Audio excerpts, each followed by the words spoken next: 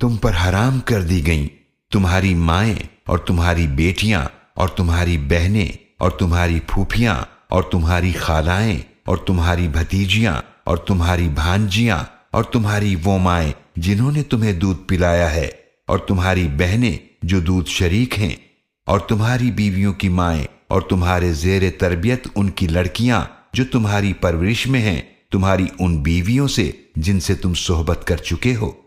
फिर अगर तुमने उनसे सोहबत नहीं की तो तुम पर उनकी बेटियों से निकाह करने में कोई गुनाह नहीं है।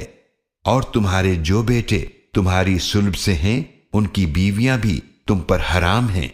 और ये भी हराम है कि तुम निकाह में दो बहनों को एक साथ जमा करो, सिवाय उसके जो इस हुक्म के नाजिल होने से पहले हो चुका। बेशक अल्लाह बहुत बख्शने वाला, निहायत रहम फरमाने वाला है।